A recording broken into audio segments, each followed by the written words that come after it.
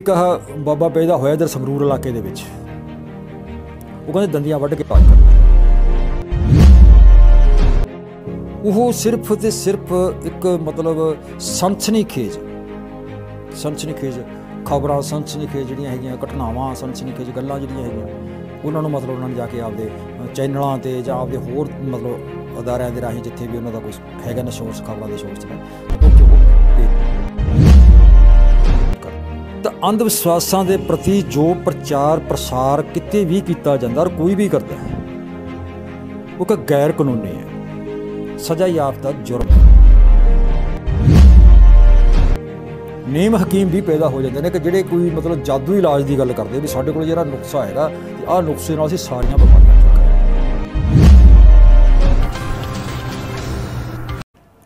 दोस्तों पिछले दिनी एक बहुत बड़े विद्यक अदारे ਦੇ ਵਿੱਚ ਮੈਨੂੰ ਲੈਕਚਰ ਕਰਨ ਲਈ ਬੁਲਾਇਆ ਗਿਆ। ਉੱਥੇ ਇੱਕ ਕੁਝ ਵਿਦਿਆਰਥੀਆਂ ਦੇ ਸਵਾਲ ਆਏ कि ਅੱਜ ਵਿਗਿਆਨ ਦਾ ਯੁੱਗ ਹੈ, ਸਾਇੰਸ ਦਾ ਯੁੱਗ ਹੈ, 21ਵੀਂ ਸਦੀ ਕਹੀ ਜਾਂਦੀ ਹੈ, ਲੇਕਿਨ अंध विश्वास ਜਿਹੜੇ ਵਹਿਮ ਭਰਮ ਹੈ ਉਹ ਦਿਨੋਂ ਦਿਨ ਵੱਧ ਰਹੇ ਹੈ, ਘਟ ਨਹੀਂ ਰਹੇ ਬਲਕਿ ਵੱਧ ਰਹੇ ਹੈ। ਲੋਕਾਂ ਦੀਆਂ ਭੀੜਾਂ ਜਿਹੜੀਆਂ ਹੈਗੀਆਂ ਉਹ ਬਾਬਿਆਂ ਦੇ ਤਾਂਤਰਿਕਾਂ ਕੋਲੇ ਹੋਰ ਇਹੋ ਜਿਹੇ ਥਾਵਾਂ ਦੇ ਉੱਤੇ ਜਿਹੜੀਆਂ ਵੱਧ ਰਹੀਆਂ ਦਾ ਕਾਰਨ ਕੀ ਹੈ। ਤਾਂ ਚਲੋ ਉੱਥੇ ਅਦਾਰੇ ਦੇ ਵਿੱਚ ਤਾਂ ਮੈਂ ਜੋ ਵਿਦਿਆਰਥੀਆਂ ਦਾ ਸਵਾਲ ਆਇਆ ਉਹਨਾਂ ਨੂੰ ਜਵਾਬ ਦਿੱਤਾ, ਅਤੇ ਮੈਨੂੰ ਇਹ ਲੱਗਿਆ ਵੀ ਆਪਾਂ ਇਹ ਜਿਹੜਾ ਚੈਨਲ ਰਾਹੀਂ ਵੀ ਇਹਦੇ ਬਾਰੇ ਜਿਹੜੇ ਆਪਣੇ ਦਰਸ਼ਕ ਹੈਗੇ ਆ ਉਹਨਾਂ ਨੂੰ ਵੀ ਇਹਨਾਂ ਦਾ ਜਾਣਕਾਰੀ ਦਿੱਤੀ ਆ। ਦੋਸਤੋ ਕਿਸੇ ਗੱਲ ਦੇ ਫੈਲਣ ਦਾ ਸਰੋਤ ਕੀ ਹੈ? ਸਮੇਂ ਦੇ ਪੁਰਾਣੇ ਸਮੇਂ ਦੇ ਵਿੱਚ ਤਾਂ ਇੱਕ ਜ਼ਬਾਨੇ ਹੁੰਦਾ ਜਾਂ ਚਿੱਠੀਆਂ ਹੁੰਦੀਆਂ ਤਾਂ ਚਿੱਠੀਆਂ ਰਾਹੀਂ ਜਾਓ ਜਾਂਦੀ ਤਾਂ ਉਹਨਾਂ ਨੂੰ ਬੜਾ ਸਮਾਂ ਲੱਗਦਾ ਸੀ। ਪਰ ਅੱਜ ਅਸੀਂ ਜਦੋਂ ਵਿਗਿਆਨ ਦੀ ਗੱਲ ਕਰਦੇ ਹਾਂ, 21ਵੀਂ ਸਦੀ ਦੀ ਗੱਲ ਕਰਦੇ ਹਾਂ, ਤਾਂ ਵਿਗਿਆਨ ਨੇ ਅੱਜ ਇੰਨਾ ਕੁਛ ਮਤਲਬ ਜਿਹੜਾ ਸੀਗਾ ਪੈਦਾ ਕਰ ਦਿੱਤਾ ਜਾਂ ਇਹਨਾਂ ਚੀਜ਼ਾਂ ਦਾ ਉਹ ਕਰ ਦਿੱਤੀ ਕਿ ਅੱਜ TV ਚੈਨਲ ਜਾਂ ਹੋਰ ਇਹੋ ਜਿਹੇ ਮਤਲਬ ਸੋਰਸ ਹੈਗੇ ਨੇ ਜਿੱਥੋਂ ਸੂਚਨਾ ਇੱਕ ਥਾਂ ਤੋਂ ਲੈ ਕੇ ਦੂਜੇ ਥਾਂ ਤੱਕ ਮਿੰਟਾਂ ਸਕਿੰਟਾਂ ਦੇ ਵਿੱਚ ਪਹੁੰਚ ਜਾਂਦੀ ਹੈ ਔਰ ਵੱਡੇ ਪੱਧਰ 'ਤੇ ਪਹੁੰਚ ਜਾਂਦੀ ਹੈ। ਅਤੇ ਉਹਦੇ ਵਿੱਚ ਇੱਕ ਹੈਗਾ ਸੋਸ਼ਲ ਮੀਡੀਆ। ਜਦੋਂ ਅਸੀਂ ਸਾਡੇ ਕੋਈ ਆਲੇ ਦੁਆਲੇ ਘਟਨਾ ਵਾਪਰਦੀ ਹੈ ਤਾਂ ਅਸੀਂ ਸੋਸ਼ਲ ਮੀਡੀਆ 'ਤੇ ਸਾਡੇ ਲੋਕ ਕੀ ਹੈ ਵੀ ਵੀਡੀਓ ਬਣਾ ਕੇ ਪਾ ਦਿੰਦੇ ਆ, ਤਾਂ ਉਹ ਕੁਛ ਹੀ ਸਮੇਂ ਦੇ ਵਿੱਚ ਆਪਾਂ ਹਾਲਾਂਕਿ ਜਾਂਦੀ ਤਾਂ ਮਿੰਟਾਂ ਦੇ ਵਿੱਚ ਹੀ ਹੈ, ਲੇਕਿਨ ਆਪਾਂ ਘੰਟਾ 'ਚ ਲਾ ਲਓ, ਘੰਟਾ 2 ਘੰਟੇ ਦੇ ਵਿੱਚ ਹੀ ਪੂਰੇ ਵਰਲਡ ਦੇ ਵਿੱਚ ਫੈਲ ਜਾਂਦੀ ਹੈ, ਦੁਨੀਆ 'ਚ ਫੈਲ ਜਾਂਦੀ ਹੈ। ਔਰ ਅੱਜ ਕੱਲ੍ਹ ਅਸੀਂ ਕੀ ਦੇਖਦੇ ਹਾਂ ਕਿ ਸੋਸ਼ਲ ਮੀਡੀਆ ਦੇ ਉੱਤੇ ਬਹੁਤ ਸਾਰੇ ਚੈਨਲ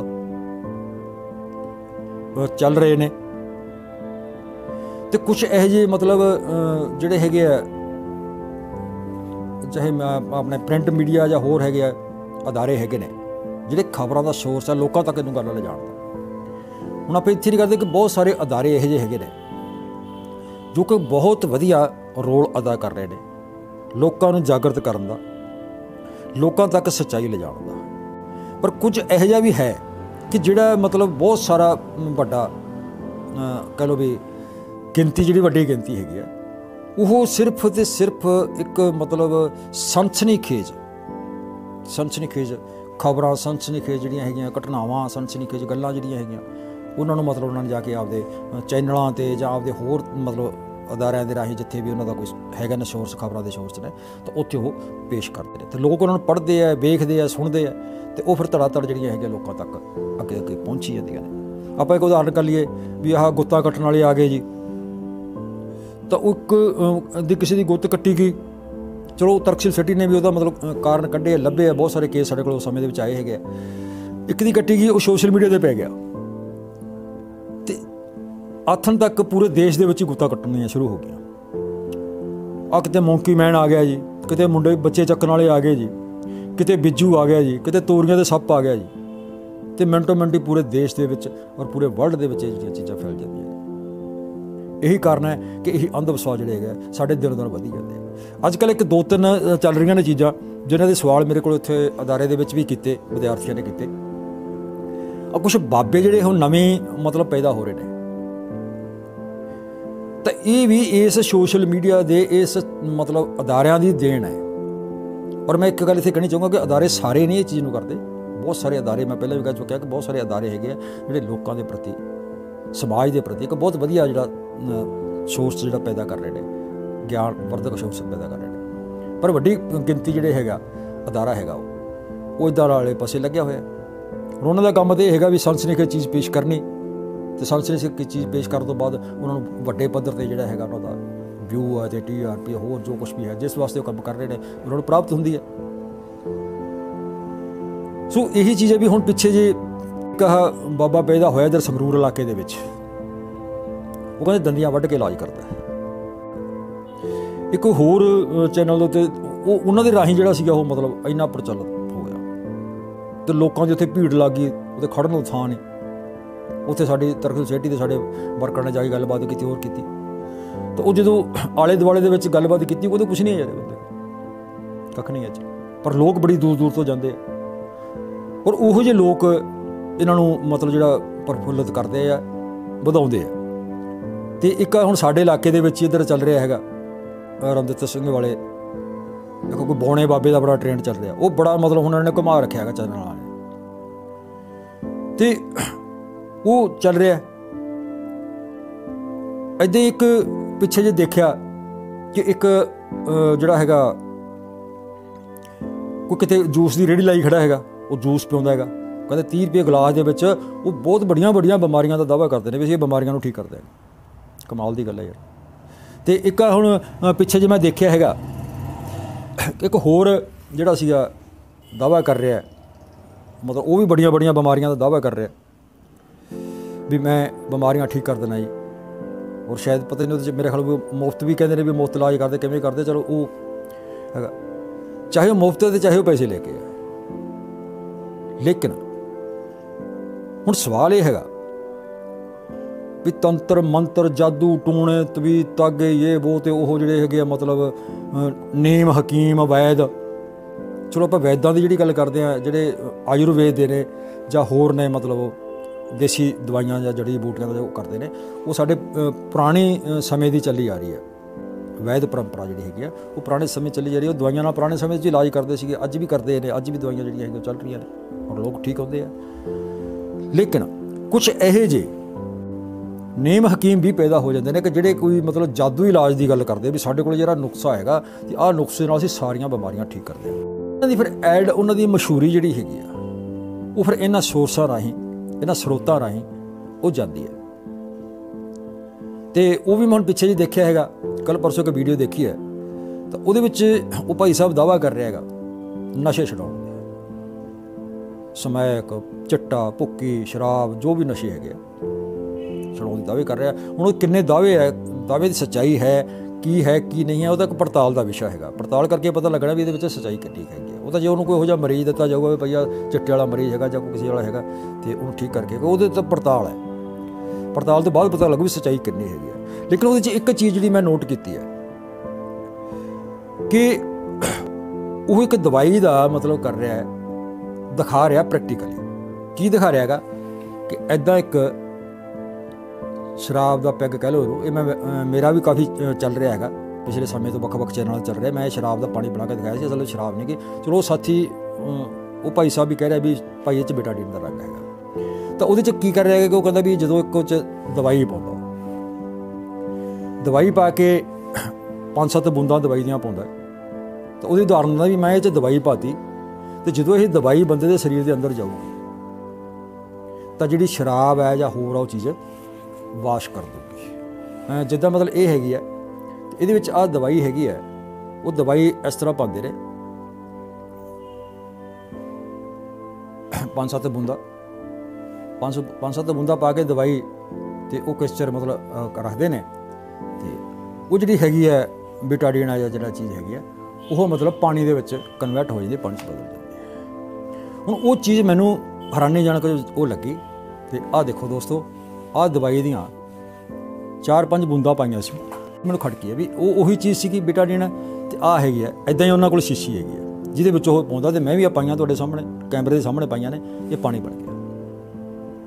ਹੁਣ ਮੈਂ ਇੱਥੇ ਤੁਹਾਨੂੰ ਦੱਸ ਦੇਵਾਂ ਇਹ ਦਵਾਈ ਨਹੀਂ ਹੈ, ਕੋਈ ਦਵਾਈ ਨਹੀਂ ਹੈ। ਉਹ ਮਿੱਤਰ ਦਾ ਦਾਅਵਾ ਕਰਦਾ ਹੈਗਾ ਵੀ ਮੇਰੇ ਕੋਲ ਦਵਾਈ ਹੈ ਇਹਦੇ 'ਚ ਸ਼ੀਸ਼ੀ ਦੇ ਵਿੱਚ,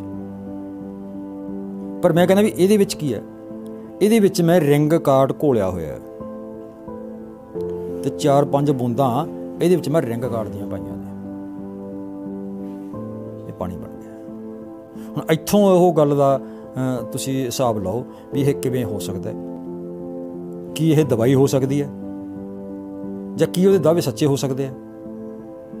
ਜੇ ਉਹ ਦਵਾਈ ਕਰਕੇ ਤੂੰ ਮਤਲਬ ਕਰਦਾ ਵੀ ਇਹ ਮਤਲਬ ਬੀਟਾਡੀਨ ਸੀ ਤੇ ਬੀਟਾਡੀਨ ਦਾ ਮੈਂ ਦਵਾਈ ਦੀਆਂ 4 ਬੂੰਦਾਂ ਪਾਤੀਆਂ ਤੇ ਇਹ ਦੇਖੋ ਜੀ ਪਾਣੀ ਬਣ ਗਿਆ, ਤੇ ਇਸ ਤਰ੍ਹਾਂ ਇਹ ਦਵਾਈ ਜਿਹੜੀ ਅੰਦਰ ਜਾ ਕੇ ਸ਼ਰਾਬ ਨੂੰ ਵਾਸ਼ ਕਰ ਦਿੰਦੀ ਹੈ, ਤਾਂ ਉਹ ਸ਼ੱਕ ਦੇ ਘੇਰੇ 'ਚ ਮੰਨਣ ਯੋਗ ਗੱਲ ਨਹੀਂ ਹੈ। ਔਰ ਮੈਂ ਵੀ ਤੁਹਾਡੇ ਸਾਹਮਣੇ ਹੀ ਕਰਕੇ ਦਿਖਾਤਾ, ਤੇ ਪਹਿਲਾਂ ਵੀ ਮੈਂ ਕਰਕੇ ਦਿਖਾਇਆ, ਰਿੰਗ ਕਾਰਡ ਪਾਇਆ ਤੇ ਰਿੰਗ ਕਾਰਡ ਦੀਆਂ 4 ਬੂੰਦਾਂ ਨੇ ਇਹਨੂੰ ਮਤਲਬ ਰੰਗ ਇਹਦਾ ਚੇਂਜ ਕਰ ਦਿੱਤਾ। ਅਗਲੀ ਗੱਲ ਆਪਾਂ ਜਿਹੜਾ ਬੌਣਾ ਬਾਬੇ ਵਾਲੇ ਜਿਹੜਾ ਬਹੁਤ ਵੱਡਾ ਟ੍ਰੈਂਡ ਚੱਲ ਰਿਹਾ ਹੁਣ, ਉੱਥੇ ਇੱਕ ਵਿਦਿਆਰਥੀ ਨੇ ਵੀ ਸਵਾਲ ਕੀਤਾ ਸੀ ਵੀ ਸਰ ਫਿਰ ਇਹ ਮਤਲਬ ਜਿਹੜਾ ਹੈਗਾ ਅੰਧ ਵਿਸ਼ਵਾਸ ਜਿਹੜੇ ਹੈਗੇ ਆ, ਤੁਸੀਂ ਕਹਿਤਾ ਵੀ ਇਹ ਸੋਰਸਾਂ ਰਾਹੀਂ ਫੈਲਦੇ ਆ, ਵੱਡੇ ਪੱਧਰ 'ਤੇ ਫੈਲਦੇ ਆ ਤੇ ਫੈਲਾ ਵੀ ਰਹੇ ਨੇ, ਫਿਰ ਇਹਦੀ ਰੋਕਥਾਮ ਕੀ ਹੈ? ਅਸਲ ਦੇ ਵਿੱਚ ਕੀ ਸਮੱਸਿਆ ਕਿੱਥੇ?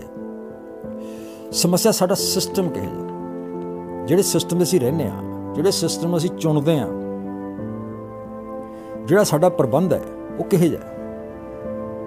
ਜੇ ਤਾਂ ਕਿਸੇ ਦੇਸ਼ ਦਾ ਪ੍ਰਬੰਧ ਲੋਕ ਪੱਖੀ ਪ੍ਰਬੰਧ ਹੈਗਾ ਤਾਂ ਫਿਰ ਉੱਥੇ ਲੋਕਾਂ ਨੂੰ ਇਹਨਾਂ ਸਮੱਸਿਆਵਾਂ ਦਾ ਸਾਹਮਣਾ ਨਹੀਂ ਕਰਨੇ ਪੈਂਦੇ, ਤੇ ਜੇ ਉੱਥੇ ਲੋਕ ਪੱਖੀ ਪ੍ਰਬੰਧ ਨਹੀਂ ਹੈ ਤਾਂ ਫਿਰ ਇਹੀ ਕੁਛ ਹੁੰਦਾ ਹੈ।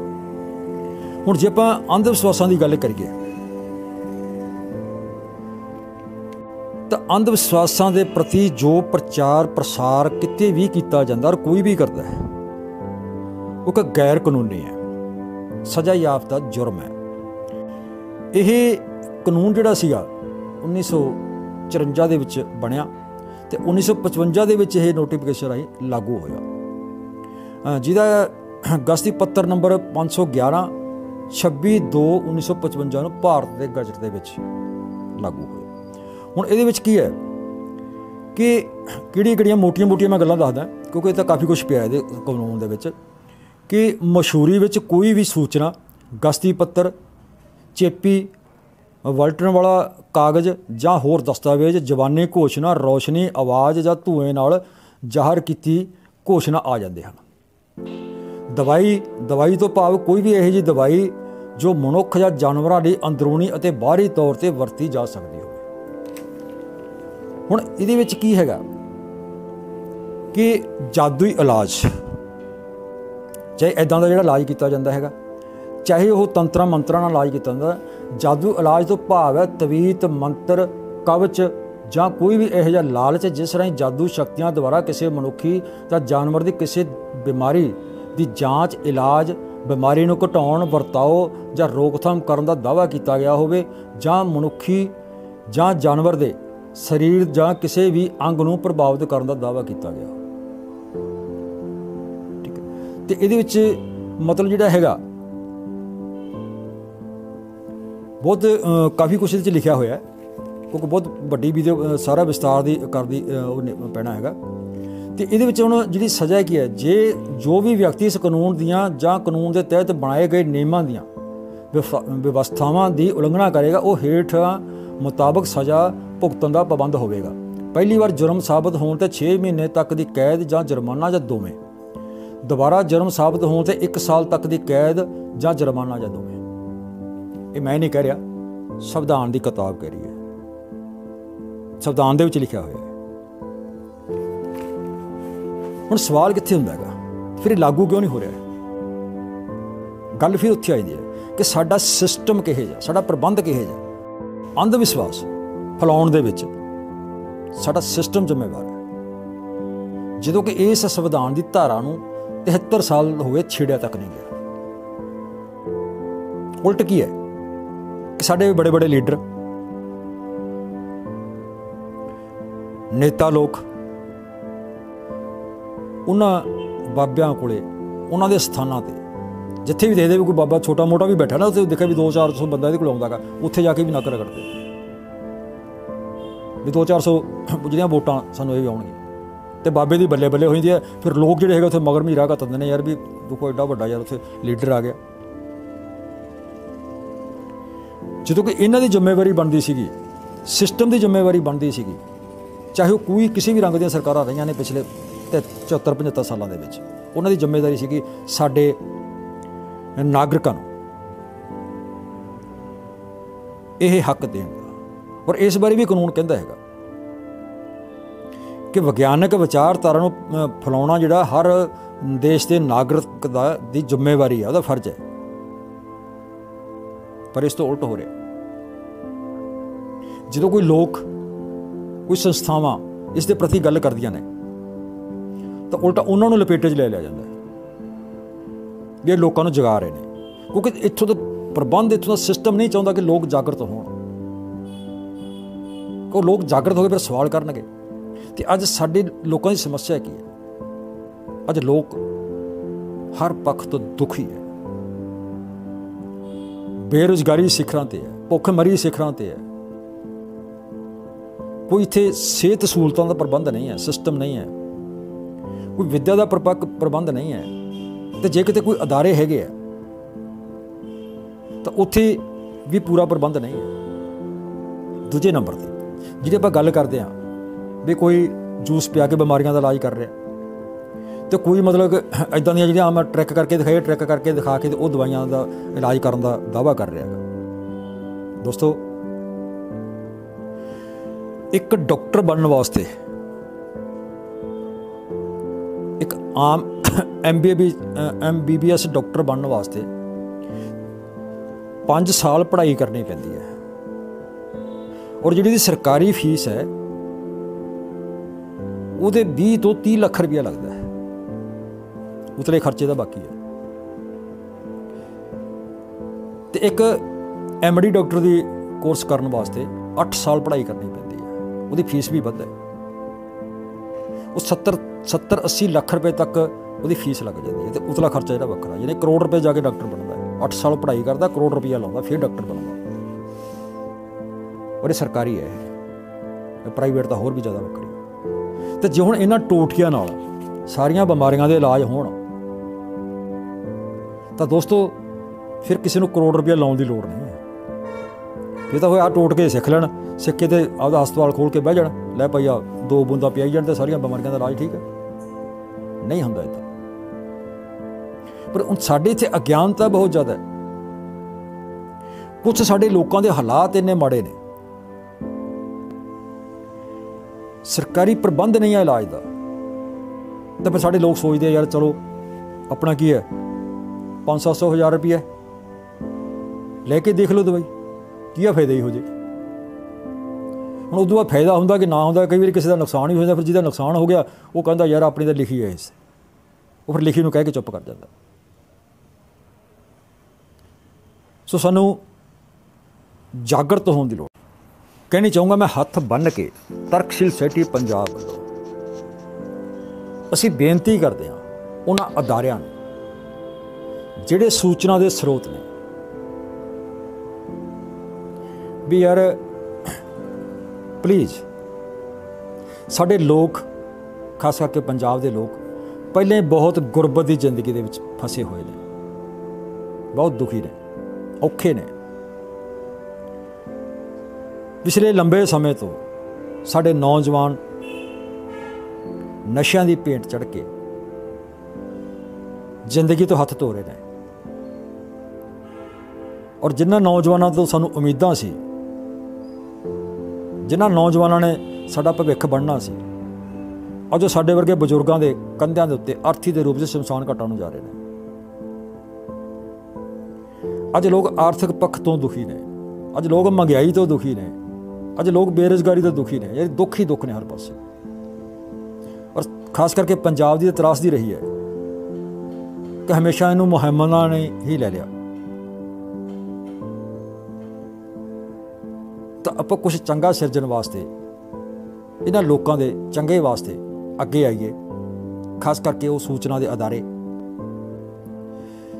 कमाई करने के बहुत सारे साधन ने। जरूरी नहीं है कि असीं लोकां नूं मतलब जिहड़ा हैगा पहले ही जिहड़े हैगे आ अंध विश्वासां वहमां भरमां दे विच ते होर जिहड़ियां चीज़ां दे विच फसे हुए ने उन्हां च होर फसा के असीं ओह करिए, उन्हां होर उलझाइए। तो जरूरत दोस्तों इस गल दी है कि असीं साडे पंजाब नूं इन्हां लोकां नूं बचाउण लई, इन्हां लोकां दा चंगा सिरजण लई असीं इन्हां नूं सवाल करिए। उन्हां लोकां नूं जाके जिहड़े लोग इन्हां नूं गुमराह करदे आ, चाहे कोई इलाज दे नां ते करदा है, चाहे कोई तंत्र मंत्र के नाँ ते करता है, ना कि असीं नवें तो नवें बाबे पैदा करिए। ਜਿਵੇਂ ਹੁਣ ਚੈਨਲਾਂ ਵਾਲਿਆਂ ਨੇ ਪਿਛਲੇ ਸਮੇਂ 'ਚ ਕਰਤਾ, ਇੱਕ ਉਹ ਸੰਗਰੂਰ 'ਚ ਕਰਤਾ, ਇੱਕ ਸਾਡੇ ਕਰਤਾ, ਉਹ ਜਿਹੜਾ ਇੱਥੇ ਬੌਣਾ ਬਾਬਾ ਹੈਗਾ, ਇਹਦੀ ਇੱਕ ਮੈਂ ਵੱਖਰੀ ਵੀਡੀਓ ਬਣਾ ਕੇ ਜਿਹੜੀ ਹੈਗੀ ਪਾਉਣ ਜਾ ਰਿਹਾ, ਇਹ 'ਤੇ ਵੀ ਸਵਾਲ ਕਰਨ ਜਾ ਰਿਹਾ ਹੈਗਾ। ਅਤੇ ਉਸ ਤੋਂ ਪਹਿਲਾਂ ਇੱਕ ਪਤਾ ਨਹੀਂ ਕਿਹੜਾ ਸੀ, ਉਹ ਮੁੱਖ ਮੰਤਰੀ ਚੜ੍ਹਾਤਾ, ਜਾਂ ਹੋਰ ਬੜੇ ਚੜ੍ਹਾਤੇ ਇੱਥੇ। ਇੱਕ ਵਾਰੀ ਜਾਂਦੇ ਨੇ, ਇੱਕ ਉਹ ਕਰਿਆ ਹੁੰਦਾ ਹੈਗਾ ਇੰਟਰਵਿਊ। ਹੁਣ ਉਹ ਮਤਲਬ ਇੱਧਰ ਸਾਡੇ ਇਲਾਕੇ ਦੇ ਵਿੱਚ ਪਤਾ ਲੱਗਿਆ ਕਿ ਉਹ ਬਾਬੇ ਨੂੰ ਤਾਂ ਕੋਈ ਜਾਣਦੇ ਨਹੀਂ ਸੀ, ਪਰ ਇਹਨਾਂ ਨੇ ਚੜ੍ਹਾਤਾ, ਉਹ ਸੂਚਨਾ ਸੋਰਸ ਨੇ ਚੜ੍ਹਾਤਾ ਉਹ। ਔਰ ਲੋਕਾਂ ਦੀ ਜਿਹੜੀ ਹੈਗੀ ਆ ਆਰਥਿਕ ਅਤੇ ਇੱਥੇ ਮਾਨਸਿਕ ਲੁੱਟ ਜਿਹੜੀ ਹੋਣੀ ਸ਼ੁਰੂ ਹੋ ਗਈ। ਉਹ ਪਹਿਲਾਂ ਹੋਰ ਬਥੇਰਾ ਬਹੁਤ ਕੁਛ ਪਿਆ ਸੀਗਾ ਲੋਕਾਂ ਦੀ ਲੁੱਟ ਹੋਣ ਦੇ ਥਾਂ 'ਤੇ, ਇੱਕ ਥਾਂ ਹੋਰ ਨਵਾਂ ਪੈਦਾ ਕਰਤਾ। ਜਾਂ ਉਹ ਭਾਈ ਤੁਸੀਂ ਉੱਧਰ ਦਾ ਕਰਵਾਏ ਲੁੱਟ, ਹੁਣ ਆ ਕੇ ਇੱਧਰ ਕਰਵਾ ਲਓ। ਪਲੀਜ਼ ਸਾਡੀ ਹੱਥ ਬੰਨ੍ਹ ਕੇ ਬੇਨਤੀ ਹੈ ਸੋਸਾਇਟੀ ਦੀ, ਵੀ ਇਸ ਡੁੱਬ ਰਹੇ ਪੰਜਾਬ ਨੂੰ ਯਾਰ ਬਚਾਉਣ ਦਾ ਉਪਰਾਲਾ ਕਰੋ।